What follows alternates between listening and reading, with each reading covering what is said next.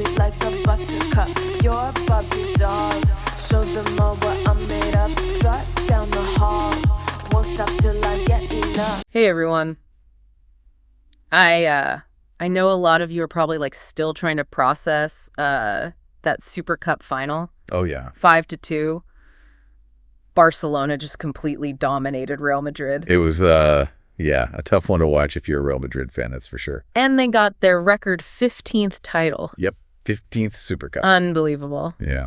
So we're going to do a deep dive into, everything that's come out since then, all the fallout. Sure. Especially some of those comments from Ancelotti after the match. Yeah. I mean, people are saying he threw the team under the bus. Well, Ancelotti, he's known for being pretty direct, but right. But he's also, a brilliant tactician. Yeah. There's always a method to his madness. That's true. That's true. I mean, he's definitely got a plan, but when I saw that Forbes article, I was just like, whoa. Yeah. He is not holding back. Yeah. Some of those quotes were...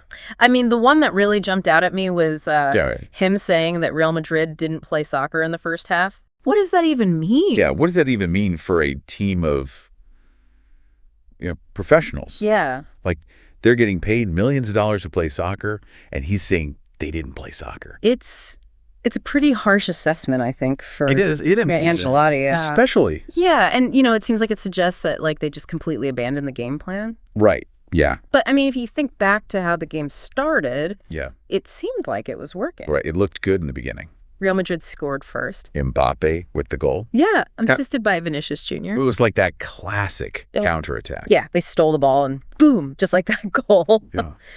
They were playing Ancelotti-style football. Right. So what happened? Yeah, where did it all go wrong? It's like they just completely lost the plot. Yeah, I mean... By halftime, it was 4-1. 4-1 Barcelona. Barcelona. Yeah. Yeah. That's unheard of at this level. You don't see that very often. Yeah, especially not in a final between these two teams. Right, and that's where I think Ancelotti's comments about the defense really come into play. Right, yeah. He said it was just way too easy. Far too easy for Barcelona to score. For Barcelona to score, almost like they weren't even trying. Yeah, like they were just walking through the Real Madrid defense. Yeah, and he also called out the lack of teamwork. Right. He didn't name any names. He didn't name names, but he did mention Tchouaméni. Yeah. And Vasquez. Being particularly ineffective in defense. Yeah, and that's, coaches, they rarely call out individual players publicly. Right. So that was definitely a message. It was a message. Yeah, he was basically saying they weren't following his instructions.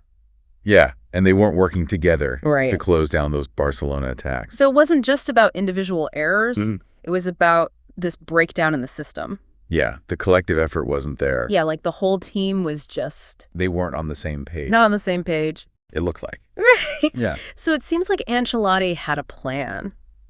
Well, he always has a plan. He always has a plan. That's Ancelotti. Right. But it seems like the team just didn't execute it. They didn't execute it, and he's publicly acknowledging that. He's putting it out there. Yeah. And, this was the final. Yeah. This was a clash of the Titans. Yeah. So the pressure was immense. Huge. Yeah, maybe that got to them.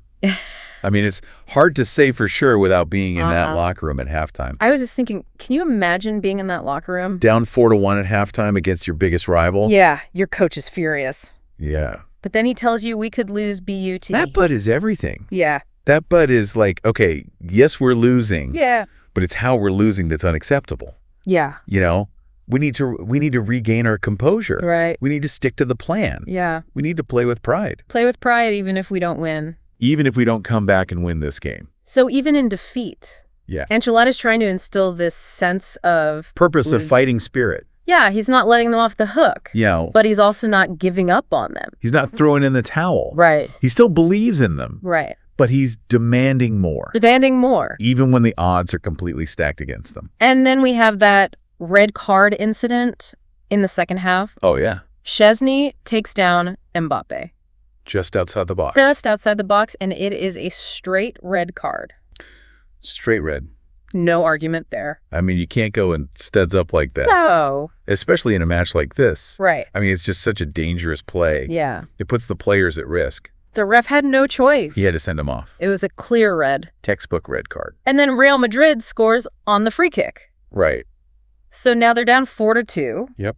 Barcelona's down to 10 men. Right. You'd think this is their chance to, mount a comeback. You would think so, yeah. Right. With a one-man advantage, you'd expect them to, dominate possession. Right. Control the tempo, create some scoring opportunities. Yeah, but it just didn't happen. It just didn't happen. They couldn't capitalize on that advantage. They actually seemed to lose momentum after the red card. Yeah, it was strange. It's like they didn't know what to do with all the extra space on the field. Yeah, like they were almost more comfortable when they were down a man.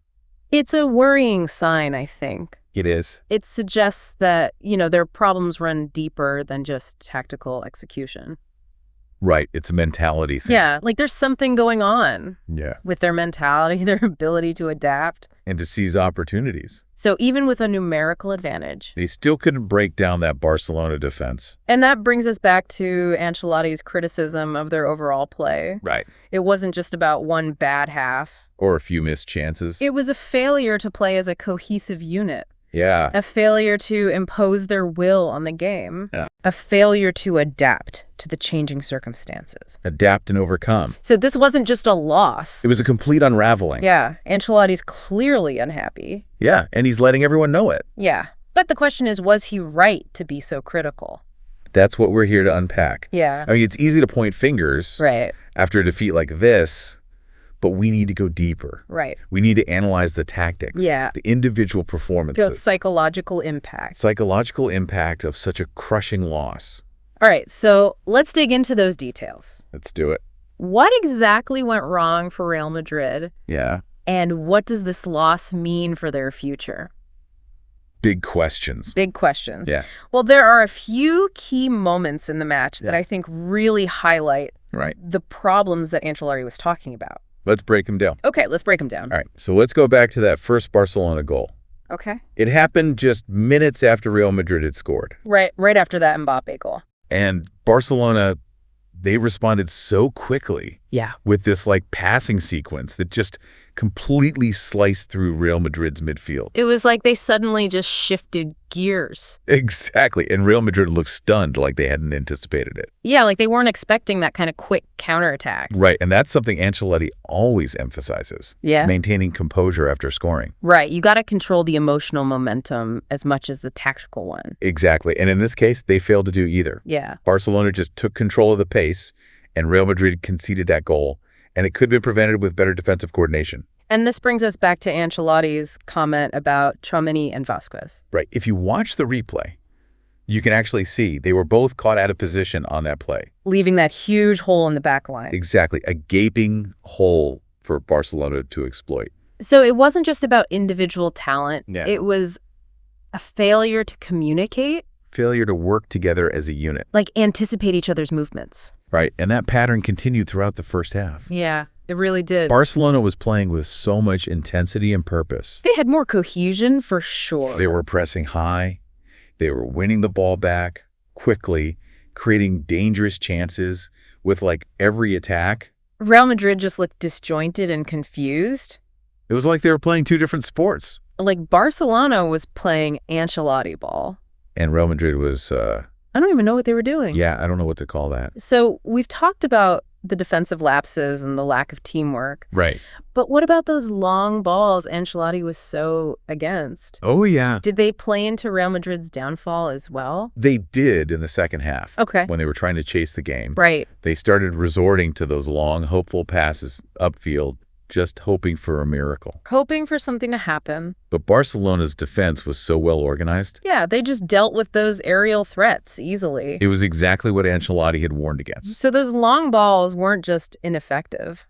They were actually playing into Barcelona's hands. Yeah, it allowed Barcelona to maintain their defensive shape and just control the game. And that's where I think we see Ancelotti's tactical frustration. Oh, yeah. He had that vision, He had a plan. but they just abandoned it under pressure. And it backfired spectacularly. So it wasn't just about individual errors or a lack of effort. Yeah. It was a failure to execute the game plan, a failure to stick to their principles. Right, and that's what makes this loss so concerning for Real Madrid. Yeah. It suggests that there might be a deeper disconnect. Between Ancelotti and his players. Right, like a lack of understanding or buy-in to his tactical approach. So what does this mean for Real Madrid going forward? Well, they have that Copa del Rey match coming up against Celta Vigo. That's right, on Thursday. So that's the million-dollar question. Yeah.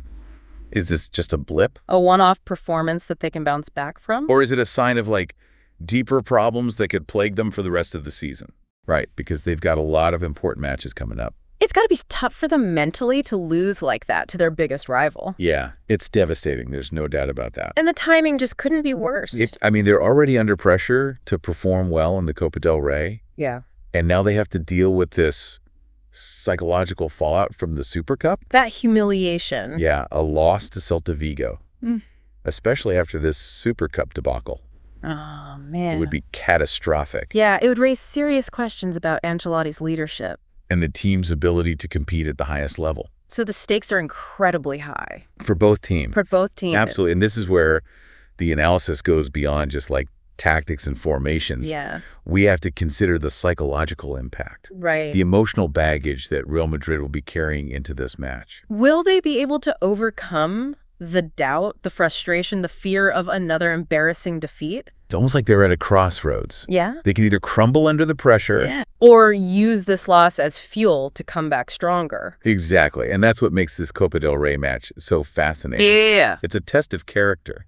A chance for redemption. A glimpse into the future of Real Madrid. So as we look ahead to Thursday's game, what are some of the key things you'll be watching for?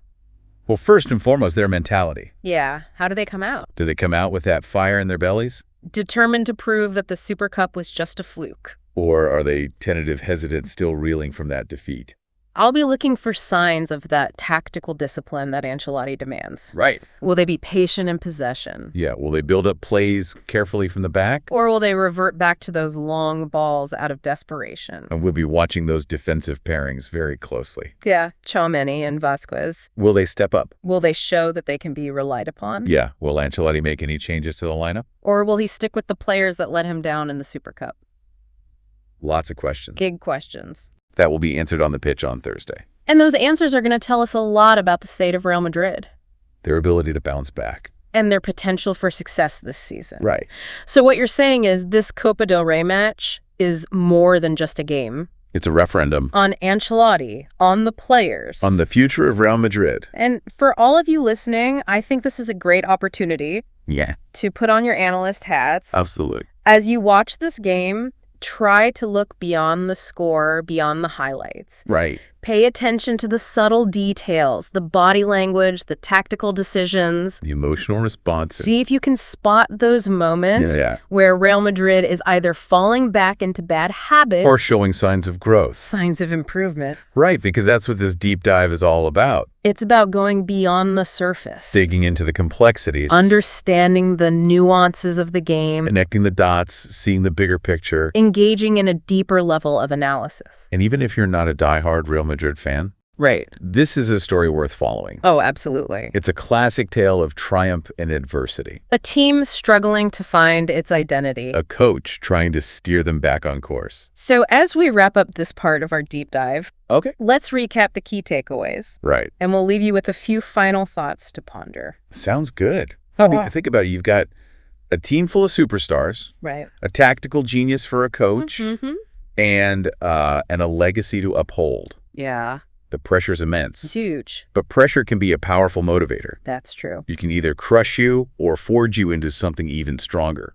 So that's what we're going to be watching for on Thursday. Exactly. Yeah. Are we going to see a Real Madrid that's learned from these mistakes? A team that's hungry for redemption. Or are we going to see a team that's lost its way? A team that's crumbling under the weight of expectations? And this is where you, the listener, come in. I want to hear your thoughts. Jump into those comments. What do you think is going through the minds of those Real Madrid players right now? Do you think Ancelotti's the right man for the job? Yeah. Does this Real Madrid squad have what it takes to bounce back? I mean, this is a conversation that extends beyond the pitch. Right. It's about leadership. Resilience. The psychology of a team facing adversity. And honestly, it's something we can all relate to. Absolutely. Even if we're not professional athletes. Yeah. I mean, we've all had those moments where we stumbled, where we faced setbacks, where we had to dig deep and find the strength to keep going. And that's what makes this whole Real Madrid saga so compelling. It is. It's a reminder that even the best of us fall down sometimes. Right. But it's how we get back up that defines us. It's about learning from those mistakes, adapting to those challenges. And coming back even stronger. And who knows, maybe this Super Cup loss will be the catalyst for Real Madrid's greatest comeback story yet. Or maybe it's the beginning of the end. Only time will tell. But one thing's for sure, we'll be here breaking it all down every step of the way. So keep your eyes peeled on Thursday's Copa del Rey match. It's going to be a good one. It's more than just a game. It's a pivotal moment in Real Madrid's season. And it's a story that's just beginning to unfold. Absolutely. Until next time, keep exploring. Keep questioning. And keep diving deep. Sound the alarm. I'm coming up. We'll have a ball. I'm sweet like a buttercup. You're a Barbie doll. Show them all what I'm made of. Strut down the hall. Won't stop till